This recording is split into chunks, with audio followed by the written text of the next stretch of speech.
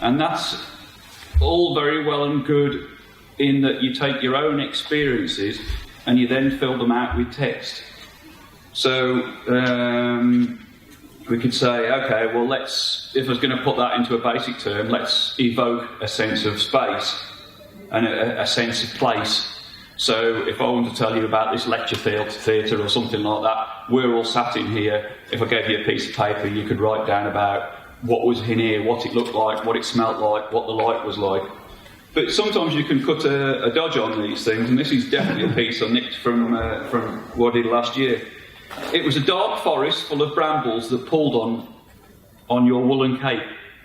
So instantly evokes a sense of forest full of brambles and spiky things, and it's going to be dark and all the rest of it. An apple orchard in neat rows with the smell of freshly cut grass. Open woodland, or a forgotten coppice full of twisted trees, or one I put jotted down here, a neat little cove surrounded by steep black rock, only accessible by flight. Fluttershy met her contact in the mouth of the cave. You don't need to say yellow Pegasus, and that's one of the interesting things about writing for like MLP fanfics. So if I just grab Applejack out of here, I mean, what don't you guys already know about Little AJ? Absolutely everything. As soon as you say AJ, it's like an automatic hyperlink to something in your brain that's all the files on her. Possibly even some of the fanfic stuff. So you don't need to say an awful lot about her unless you're deviating away from the original MLP script on her. So you might say Applejack goes to the bank and then start describing that. But you've automatically saved half the work you need to because it's already been done for you. And that's one of the nice things about fan fictions. As soon as you get into writing about your OC and your OC is an anthro cat, then you've got to lay absolutely everything out. So that's a massive dodge you've cut there. The next one is that you can go and find narrators, because a particular fandom is a particular way. Chances are that people will be doing art, they'll be doing writing, they'll be doing all sorts of things, and you'll be able to find voice actors. So there must be 3-4 people do very good Applejacks. Lost narrator actually sounds like Applejack. The more drunk she gets. So she's just brilliant. I've got parts from her where she sounds like Applejack automatically. But your next problem is going to be, yes, there are narrators out there. You can really do some good things. If you've got a good story and they like it, you can really up your game very, very quickly from a text story to a narration. But the first problem you're going to have is how to lay that out so that they understand it. So a quick look what I've got in notes. I think we can compare. I think it's time to compare. Leading into that is to compare text with narration with sort of video film, which is the difference between you writing a story about here, telling somebody about what happened here, and replaying a video that was taken of here. So, I've got a squirrel in here, if I can just get it. Right, found the squirrel. It hasn't bitten me. Right, okay then. Who fancy a bit of describing, right? Can you describe one thing about this squirrel? It's an ordinary British squirrel. No idea. Yeah? Fancy a go, Logan? It's probably got a bushy tail. It's got a bushy tail, right? It's probably going to be grey. Not many red squirrels about. Could say, had big eyes. Well, probably going to actually have small eyes. Because it's basically a rat with a bog brush tail, isn't it? But, you know. So it's going to be basically cute. So we go to the document and we start writing. In Idris's bag, there was a squirrel. It had, squeaky nose, fluffy tail, grey, classical squirrel. You're going to describe a lot about a squirrel to make it actually run in your story, depending on what you want that squirrel to do. The squirrel was wearing a bright green waistcoat. The squirrel had a hat at a jaunty angle. The squirrel had its tail in a plastic bag because it was raining outside and it didn't want its tail to get wet. The sort of things you're going to put in. That's the sort of thing that you automatically can ditch all that if you've got a film or a cartoon or a video. because on comes Mr. Squirrel in his hat, in his waistcoat, with his plastic bag on his tail. It's raining, you know exactly what's going on. You could describe the rain. So that's the first thing about it, is that, oh no, here is Mr. Squirrel. He looks quite different to the actual description we had. That's the snag. It's not a real squirrel, it's a toy squirrel. And he's quite cute. So if I get the squirrel here and I go, okay, he's surprised. He's a bit shy. He's waving to everybody. He's happy to see you all.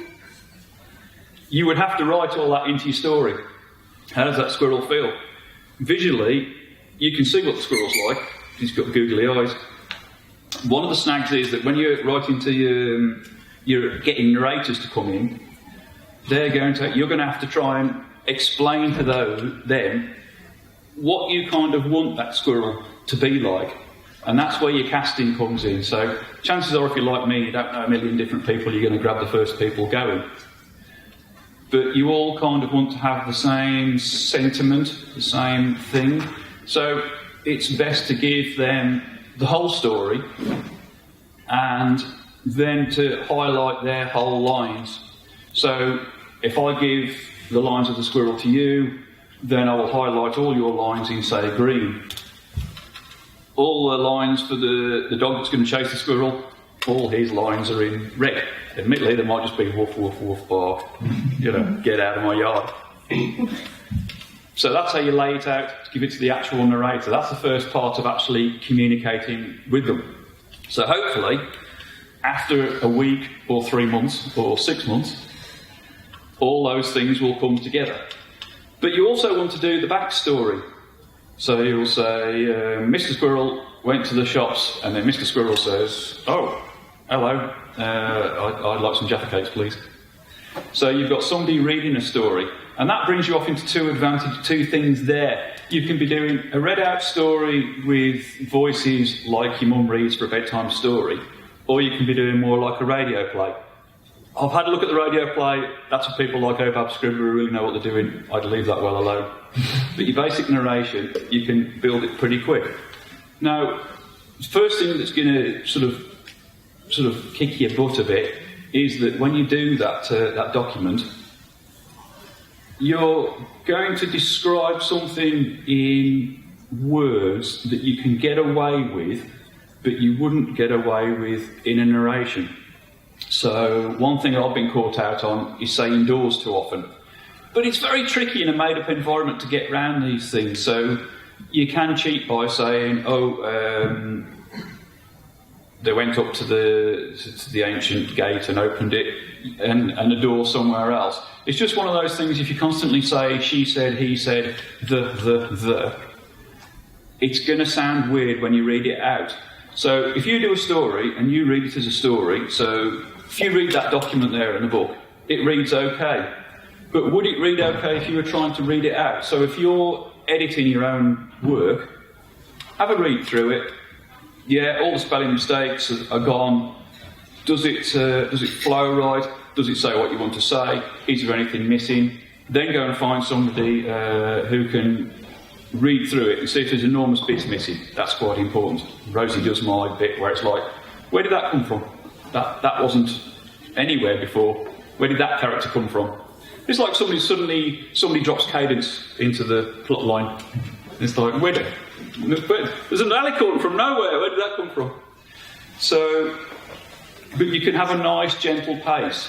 If you're going to make it run on YouTube, you want a faster pace. So you are physically going to have to go through that entire story and re-edit it.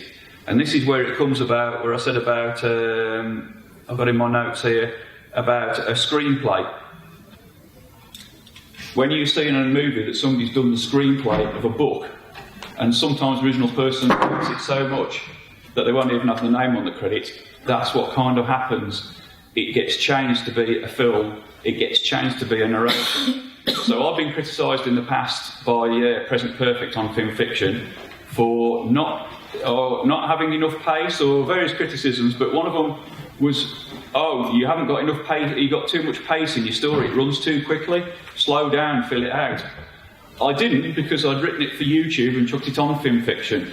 As soon as you narrate it and put it on YouTube, it runs great. It runs exactly the speed that you need to. So, because you haven't got to describe a squirrel in quite the same way, you're only going to talk about the squirrel. He's a brown squirrel with a squeak. You can cut a lot of words out. That then gives your story more pace and people are more inclined to listen to it on YouTube. The other thing that you can have on there is that I've got to try and describe his squeak in a text document. So I'll say the squirrel squeaked. That's fair enough, everybody knows what a squeak sounds like. If you've got the narration, you can record that and put it in. The same goes for engine noises, rain, thunderstorm, the sound of leaves in trees. All of these things you can use to set a scene. And at the same time, if you're going to say in your story, the leaves were rustling in the trees, as soon as you convert that to something you're going to send to the narrators or read yourself, don't put it in, cut it out. Cut out anything where he said, she said, because if you've got powerful voice actors, like, say, Lost Narrator, Wootton, various other ones, if you chuck those all into a story, once you've introduced those at the beginning, you can literally just have the basic narration for the story and just have them put in there. You don't need to say so much that he said, she said. You can start to cut a lot of things out. So what you might see is that, let's say your story is in text form, it's 1,000 words. You'll probably bring that down to, say, 800 words for YouTube, but when you're sending it out to the narrators and you put, say, notes on there, Applejack is angry here, Applejack is sad here, you know, Applejack's in a strong wind here, you'll probably fill it back out with stage notes. And stage notes can be something very useful just to say to people what you're thinking of. If you're feeling confident enough, I would say it's worthwhile recording the whole thing yourself, edit it, and then send that file to somebody that you want to narrate it as well, because you're always going to get asked for 3 lines. You always ask for 3 lines, and you do it in 3 different ways, really. So how can I describe that? As in, Mr. Squirrel went to the shops. Mr. Squirrel went to the shops. Mr. Squirrel went to the shops. They will then, whoever edits that story, will then pick out one of those 3 lines that best suits the situation. It may be that you get asked again for another version, and that's where it gets tricky, that's where it gets time consuming. I would say that the problem with a text story is that you're going to write all your story, you're going to edit it, and I think everybody in this room is going to do some sort of art or some sort of creative thing where you're going to get to a point where you're either going to put it on the back burner or you're just going to ship it out to wherever it's going. So you're going to stick it on a forum or whatever. But at some point, you're going to have to call it one way or the other. As finished, chuck it out the door. You're going to have to do exactly the same thing with the narration. When that audio file gets to a certain point, chuck it out on YouTube. And that's nothing to worry about. You're going to do some good ones, you're going to do some bad ones, you're going to do some brilliant ones, you're going to do some fun ones. Just keep putting content out there. Because you can spend a lot of time on one YouTube video, and you might spend too much time on it, and it will only be as good as that. If you just get to, say, 90% through, you're well happy with it, you know you've got more in it, but it's going to take hours, ship it, move on to the next one, because every time you do a writing piece or a YouTube piece or a cartoon piece, you're always going to get better every time. So don't get bogged down in the detail, chuck it out there, move on to the next one, and that way you can keep moving along. The other one I got here is how long to read a book versus watch a film. How long to watch all the Harry Potters, how long to read all the Harry Potters. That's a classic example of where stuff's got ripped out left, right and centre to make it bobble along quite nicely on a film. Otherwise it's going to be like something 3 hours like Lord of the Rings.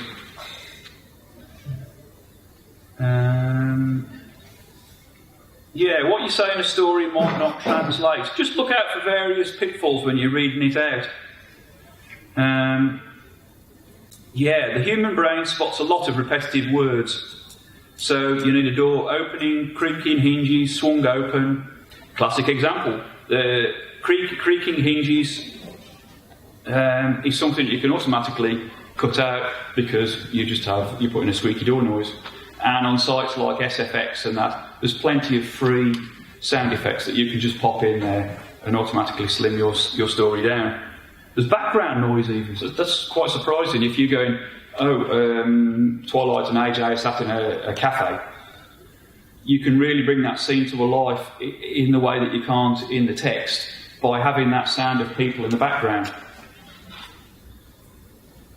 Experimentation in general is how you keep interested.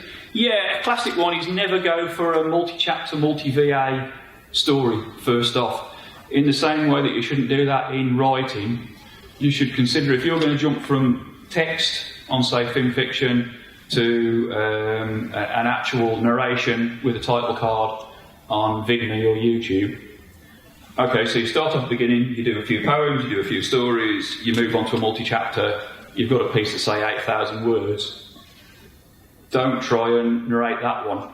Go right back to the beginning. Narrate something simple, then work your way back up to a multi-chapter, multi-VA thing, because you can do a poem, narrate it yourself, and edit it. You can probably do that in a day if you've really got the thing for it that day. You just wake up one morning and go, right, poem today, let's have it. You can easily be 6 months to a year doing a multi-chapter, multi-VA piece. That's just how it's going to come out. The other thing is, I suppose, is what does your target audience like to listen to? Is it just your mates? I really like audio work, being dyslexic. Logan's very good at reading and writing. He actually prefers to read it rather than listen to it.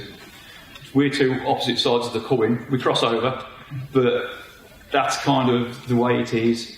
What's your target audience you're going to aim for? But if you do text and narration, you can hit both, which is quite nice.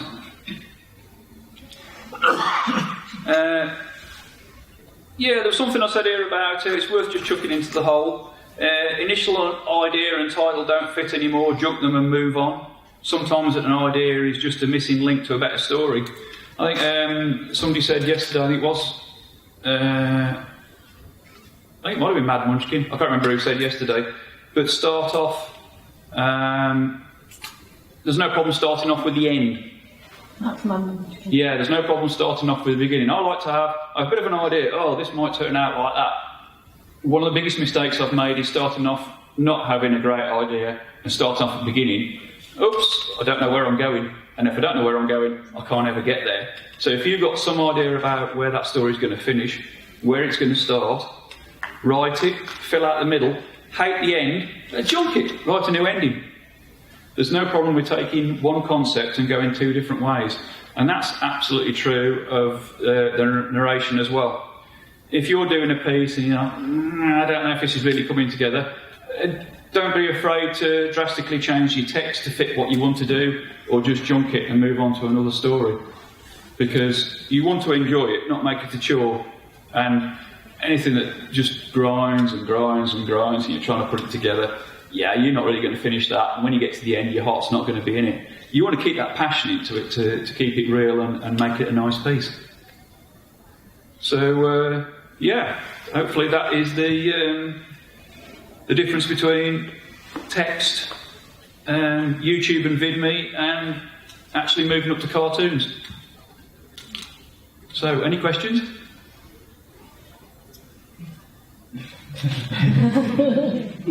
I wasn't going for the full hour, I should have warned you about that one. Because there's something else next door, isn't there? There's fictional story panel next door in a bit.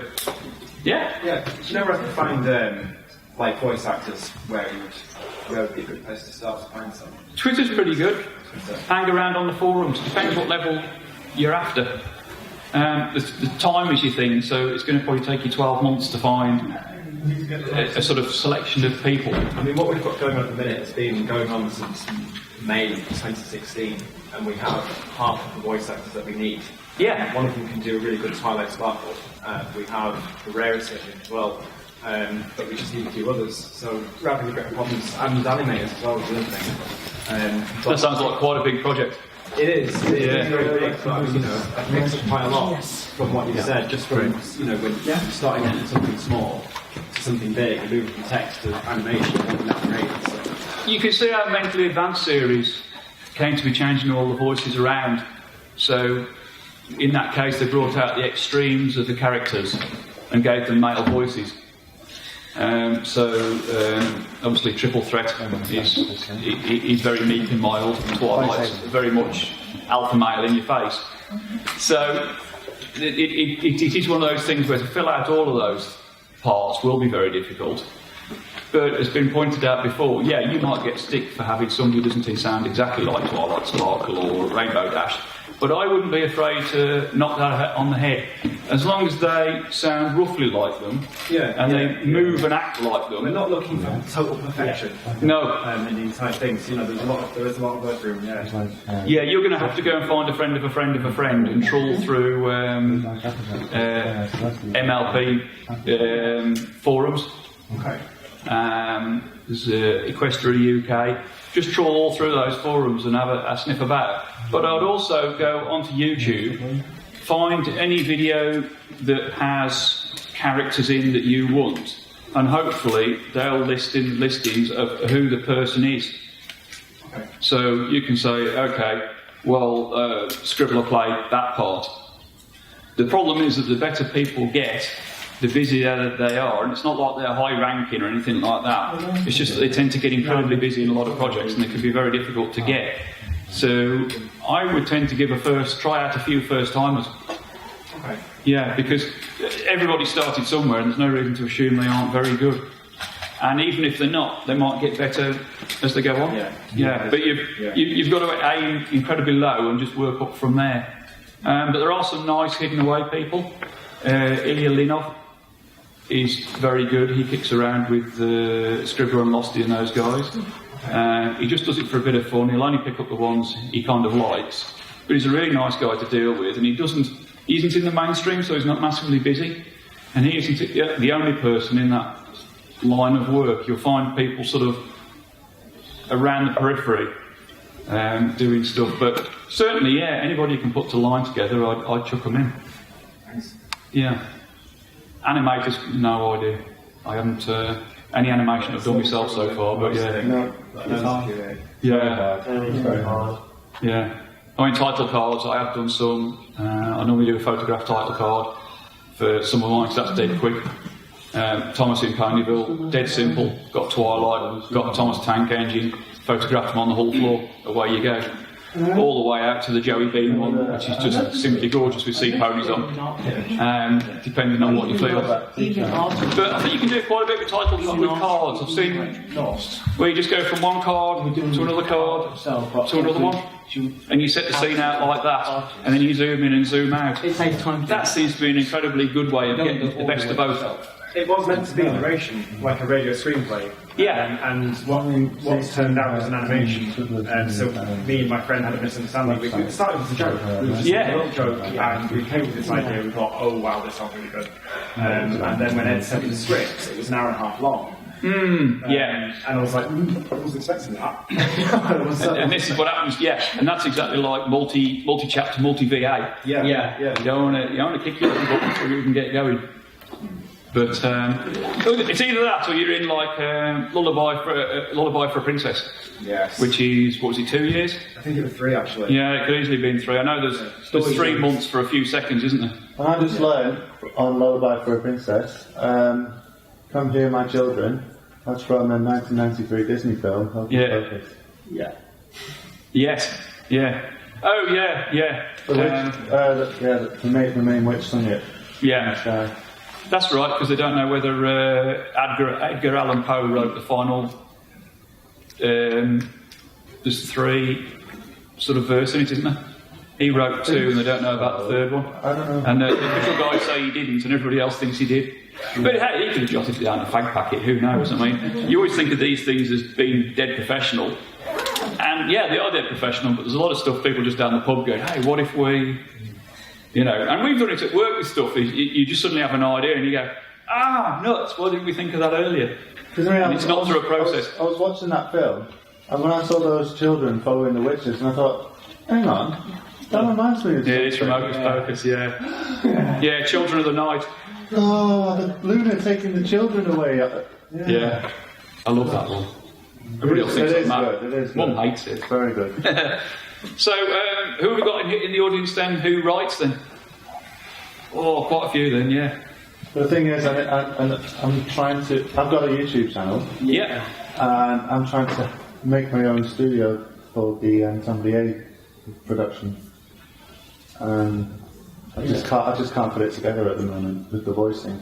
I'm writing a story based on Starlight. Yeah. And I'm also got another story that is. Yeah. So. And you're VA as well. I'm a VA as well. I'm a VA. So there you are, so you could easily hook up with him. I was just thinking, I'm like quantum tunneling into that direction. Yeah, that's literally how you do it. Because apparently the best characters I can do are Big Mac and the Doctor. I prefer the Doctor. So we always But I said can also that do Sunil Netler and Littlest Pet Shop. Yeah. because we get people, we some mates at work have just been out to the Solvay knock-a-lot course in Germany for brazing, and there's people go every year, and you think, well, surely you know everything about brazing and fluxes that you would need to know, but they're going there to network, not to get the course. Yeah. And that's the other thing you say you can't do it. Also, I'm a audio engineer for mileage investigations. Yeah? Yeah. Oh, nice one. Yeah. So who here is, so we've got YouTubers and we've got writers. Who's thinking about going from one to the other, or who's sort of struggling from going from one to the other? It's harder to write than voice. Yeah. Yeah. I quite like the writing. I don't mind the sound of my own voice, but Yeah, you've it's just that thing. got to imagine the voices as well. The thing It's is, when you- I want my work to be on Yeah. because my friend Mark here has a story called The Unknown Cutie Mark. Yeah. That's got his title card on it, and it's got voices on it of the characters. Yeah. Yeah. And I want that for mine as well. But finding the artists is even harder. And it takes ages. Yeah. But I do love the idea that you can take massive liberties with the Brony fandom, which initially started out as sort of the Brony started out as a Nicky take of MLP, and then gradually became more of it. But when you actually look at the cartoon and you watch all the throwbacks to Tex Avery, that one where Twilight drinks hot sauce. That's Pinky. That one. Yeah, the beginning. That's classic Tex Avery, and then we've had scenes from various films. We've had scenes from We had Bugs Bunny trick. I Love Lucy. Yeah. Bugs Bunny trick of Pinky going under rocks. And because it's the tomatoes. Shrek, when she changes into the alicorn. there's all sorts of different rip-offs in there, and just because of that, it means that they're mentally it's like advanced. references. It means that mentally advanced series and things like that fit straight in there.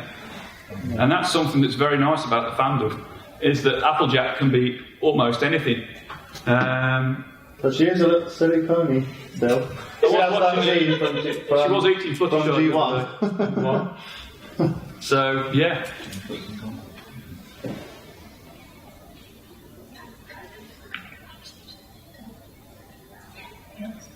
Stephen's going to go and do kids' custom ponies. No problem. I'll grab you later if I can, because she's just starting out. She's got a bit shy from it. That's all right. But, well, she's got a YouTube channel and she's getting really good at writing.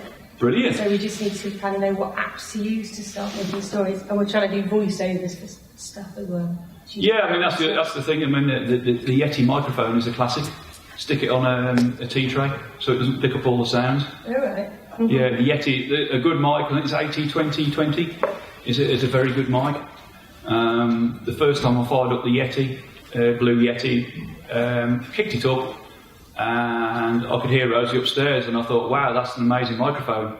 And I thought, oh hell, is it? Because if it can pick up noises that far away, then is it going to pick up everything in the room? And it does tend to. So I think Yeti's about 80 quid, 70 quid, might get as low as 60. The Snowball is also a very good start. Yeah, Snowball's a good starter. And this is the thing though, because what happens is that it's something that Rosie said to me, is that you can buy something like a snowball, then you have to go and buy, you think, okay, I've outlasted that. You can flog it on eBay, but then you go and buy a Yeti. Well, then you bought a snowball and a Yeti. You're better off to go and buy a Yeti or an AT 2020. You probably don't need to go up to very high standards. I think if you're over £100, you've got to be awful sure you're going to go into it, or you've got mates who've got a band that you can make lots of work. I use a mixer. Yeah, a mixer would be good. I was told that a normal microphone might work as well. Oh, like a headset? Yeah, they Not a headset, but a microphone. Oh yeah, Yeah, they're absolutely fine. What you want to do is to get either side of a good microphone, a good voice microphone, as opposed to a, sort of a good band microphone. You look at it, and the way it'll be built inside, it'll pick up a certain range of sound. So it'll be a little bit either side of what you can hear. It's one of the reasons why, if you try and talk to your dog down the telephone, the dog's going to be horribly confused, because your telephone literally only picks up enough of your sound waves to work. It's one of the reasons why telephones are reliable. You actually grab quite a narrow band. If you take something like the Yeti, it's got a hell of a range.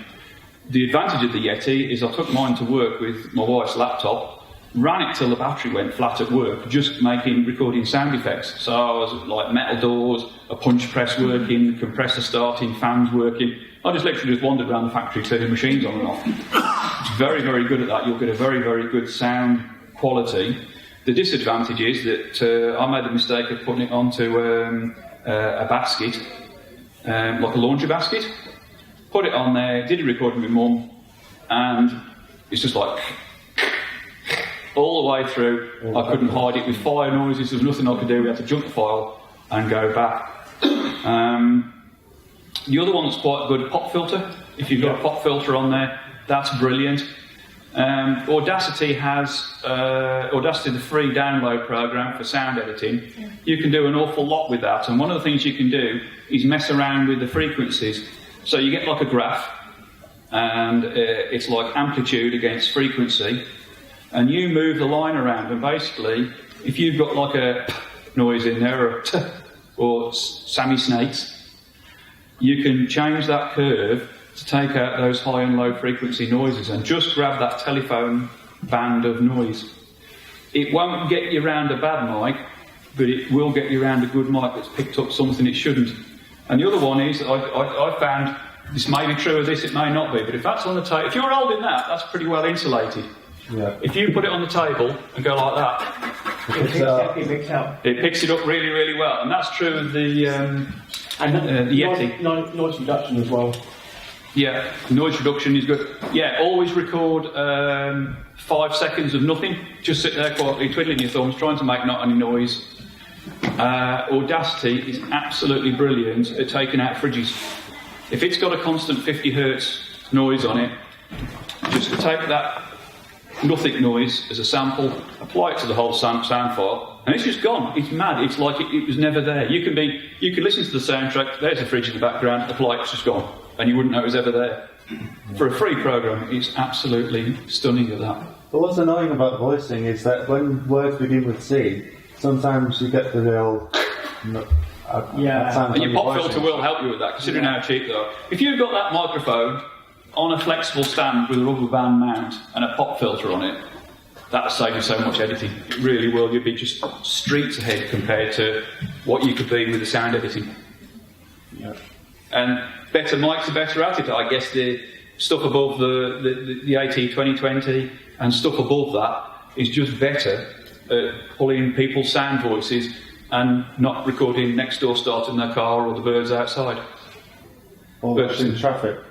Yeah, I mean, there's a lot to be said for... I've seen people making... they get a big cardboard box, that's on the line it with foam, put the microphone in it, and that's their recording That was studio. one of Scribbler's advice. Yeah, she built one in Australia, didn't she? Yeah. I saw that. And she literally went down there, got a big limbing, lined it, and that was her recording, because they're like... Was it koala? Golas. Golas, yeah, golas and all sorts down there. And they just go all day long and all night. Yeah. Golas. Yeah. That'll really help you out. There's stuff like in here, we've got a really good echo. It's got the soundproof ceiling, but we've got I don't know what you're getting your end, but I've got a flat wall directly opposite me. Anything that's going out that way is going to bounce off that wall, and come back to me, and straight against that wall and back again. So you finish up with that why does a duck's quack have no echo kind of thing, because it's its own echo, but I'm really getting it sat here. Yeah, It helps amplify the noise, but it'd be awful for recording, unless you wanted to do a recording in a mine. So you said, okay, AJ's in a mine, go pick an environment that's in a mine, because, you know, like an empty garage or something like that, it'll save you a lot of editing time. The only snag is that, with this game, is that it doesn't matter how good you are, you'll find that all the people you get for narrators will have different microphones and different sound levels. It's very, very interesting that you can pick one person, so let's say Wootton, and say, I'm going to say, narrator Pony's got quite a loud, got quite a prominent voice. And Woottonator as well. Yeah, but if you look at the sound levels, so okay, you've got the 0 line, maximum, you're going to have Wootton and narrator Pony coming in at exactly the same level, or myself, but you are going to have to half the decibels on Wootton, because he's got a very punchy voice. So when you listen to the track, unless you want it suddenly to go people, people, people, Wootton, people, people, people, you are going to have to bring that sound level right down. Because another problem you see... What about Silver Krill? Continuity! Yeah, it depends how soft people's voice and where they're from. You imagine a New York accent versus, you know, a down south accent for here. Down south? What are you talking about, boy? Well, a loss is quite low as well. Yeah. Loss narrator. Yeah, she only really blasts out AJ. It's a bit raspy as well. Oh, brilliantly raspy. Yeah. Yeah, I've got her playing Tigger in Tigger's Tank, and in parts of that she sounds so much like AJ, it's brilliant. That was the other thing, is sound. When you come into... You've also got your sound effects, so obviously you've got Mr. Squirrel. Mr. Squirrel comes on board. If you're going to have a soundtrack in the background, just be careful of how loud you make it, because I notice this is going to sound a bit ageist, and it probably is. Younger people have got better ears, they can hear more frequencies. If they make a video, they tend to have a louder soundtrack on it, a music background. Because I'm older, I can hear less, and I'm dyslexic, and I struggle to process words anyway. If it's got a poor voice quality and a loud soundtrack, music track, that doesn't work for me at all. I just can't follow it. So I have to like just move on to the next one. So sometimes you want a hint of music. So if you are building a sound file, and I usually ship them into Sony Vegas or something like that, because that's great for putting title cards in and messing around with the sound locally. You can put a lot of these programs are identical. You've got your stereo track there, you've got video there, title card there, and they all go down the page like that. It's worth having it so that if you get a quiet bit of text, a quiet bit of narration, just put some points in and just dip your background music down. Ideally you want to line up your background music so that a quiet bit comes for a quiet bit of the scene. That's great if you can just ring up a bloke and say, oh yeah, I need some music for this please, I'm doing a remake of E.T. And he'll just write you a piece of music that fits the whole bill. You're probably going to have to dip it, raise it. So if you get an exciting bit, raise the whole volume and the whole piece for a bit, raise the music up a bit, but be careful of washing out your narration with sound effects and background music. It's very easily done. I suppose the last thing I should mention is fixes. As soon as you get a piece back from a narrator, if you look at it straight away and give it a really good listening to, and make sure there's no mistakes in it. Because if you need to have a re-record and fix a mistake, you need to grab them as soon as possible. The first thing you need to grab them is while they're still interested, and you want to grab them before they change microphones or recording rooms. Or let's say next week they go and buy a wardrobe, they could drastically change the way they record in that one room. And you want it all to be sequential. Because even if you're recording yourself, it can be difficult to chop it all together. You want to do it at the same time, in the same environment. That'd be uncool. Even doing it yourself, you can do, how I said about doing 3 lines. You do it slowly, excitable, some other form. You can find you're doing that, and sometimes you're trying to splice something back together, and you just get so addled in your head, you almost get like lever fever. Just walk away from it, go and have a cup of tea and a biscuit, leave it for an hour, then come back to it and give it another listen. Because sometimes you might go, yeah, that's not so bad, nobody's going to notice. But I would.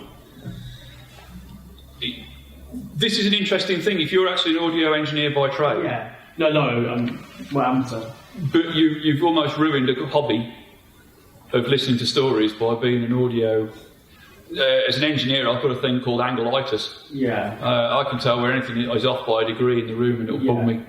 Because I'm also designing things, I'm trying to make them square. Listening for background audio as well. Yeah, same with visuals. You just, you know, if you're a film producer and you're watching a film, you're just going to sit there and analyse it all the way through. You're not going to enjoy the film like the rest of us do. Yeah. No. And that's where you can get stuck. But yeah, the main idea of it is to have fun. So, like I say, don't go too deep into it. If you get to a certain point, just kick it up on YouTube and go for it. The session should have started now. Yeah. It's way past 10:30. Yeah. No, it's 10. Oh, is it? What is it? No. Nearly quarter to 11. 10 o'clock it started. Yeah, you missed the first half hour. I didn't know this. Oh. That's why the last 10 minutes, that's why this last 10 minutes hasn't made a lot of sense, because you kind of missed all the beginning. Damn, I missed it. Yeah. I know something about it. Yeah, it's a continuation from last year. So is everybody sort of happy that there's a difference? As much as anybody cares. But if you know there's a difference, sometimes I could have just come in here and said, hey, if there's a difference between writing text and doing narrations, and you would have had enough of a sniff of it to know something needs to look out narration for. voicing is a lot different than actual acting. Yeah, because you have to actually be in the character. Yeah. I think you do that when you write it, don't you? When you write it as well, though. Yeah. It's whenever you're writing about, we've been writing about Sweetie Dad, you've got to be a feeling. Anyway. You have to do that when you're a VA anyway. So. Yeah. But when you VA, I prefer to see the script and know what sort of voice to put on. Yeah. It's difficult to imagine without script. It depends how good you are as well. A friend of ours was working with a lady who plays cello. She's so good at cello, she doesn't write pieces, but she's so good at the actual cello, she can be playing it and talking about where she's going on holiday. Octavia. So she can play it absolutely beautifully. And Scribbler's known for playing Octavia. she's good at that. Yeah, she's got the voice for it. She says never underestimate the effect of being a British voice actor in America. Because to listen to Rob Abster in America is to listen to something new, a bit like listening to Lost Narrator here. Yeah. We're exposed to a lot of American voices to the point where when my dad said, oh, I can't listen to that story of yours, it's got an American actor. It's like, wow, that amazes me. It never crossed my mind. You know, I'll do one story with people from 4 different countries in it. It never crossed my mind that would ever be a problem. But if you can appeal to an American audience, and that's going to affect when you put it on YouTube or VidMe or Fimfiction, you would think that you were going to put it on there at, say you put it on there Saturday evening. So let's say you put it on 6 o'clock Saturday evening. If you think about it, in America, you're going to hit the people 10 o'clock Saturday morning when they're going out to baseball practice or whatever they do. So what you really want to be doing is, assuming you're not a night owl, you should consider actually giving it the proper delay, or get it uploaded first and just set your watch for 3 o'clock Sunday morning, and then just make it live at 3 o'clock Sunday morning, somewhere about there. Don't forget as well, America's huge. That's huge. Los Angeles and California, they're 8 hours behind. The other side are only about 4 or 5 hours behind. So you're going to have to aim a bit average and have a look at your daylight saving and all the rest of it. 11 p.m. And it'll be around 5 o'clock in USA.